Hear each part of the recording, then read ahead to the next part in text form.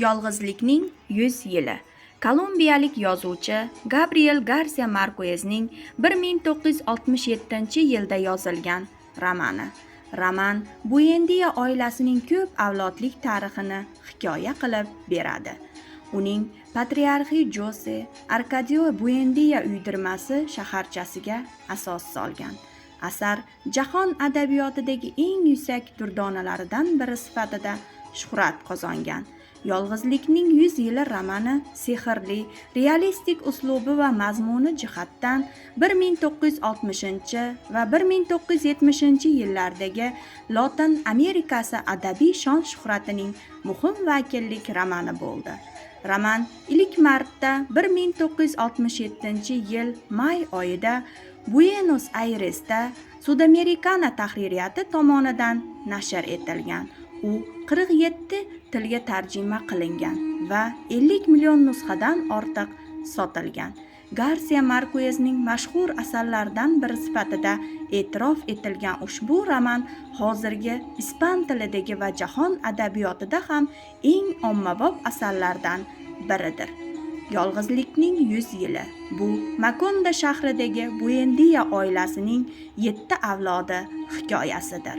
Makondoning asoschilari patriarxi Jose Arcadio Buendia va uning rafiqasi Ursula Iguaran Kolumbiyaning Rioja munitsipalitetida tug'ilgan shaharlarini tark etishadi.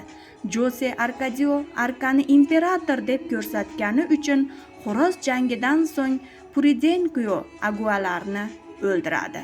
Jose Arcadio muhojirlik safarining bir kechasida daryo bo'yida lagerda o'tirganida dunyoni va uning atrofini aks ettiruvchi ko'zgular shahri Makondoni orzu qiladi. Uyg'ongach, u daryo bo'yida Makondoni qurishga qaror qiladi.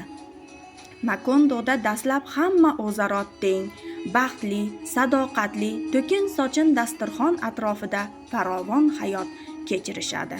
Biroq bunday dorilamon kunlar uzoq davom etmaydi.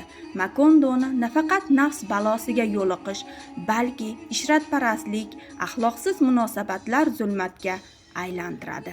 Kitobxon nazarida avval boshdan jannatmonand yurt sifatida tasavvur uyg'otadigan Makondo fuqarolari bora-bora boshqacha hayot tarzi bilan yashashni xohlab qoladilar. Alal oqibat esa tabiat inom etgan baxtdan yuz o'girish ularga qimmatga tushadi. Itoatsizliklari oqibatida muqarrar yolg'izlikka hukm qilinadilar. Ushbu asarni to'liq o'qishingizni tavsiya qilib qolamiz.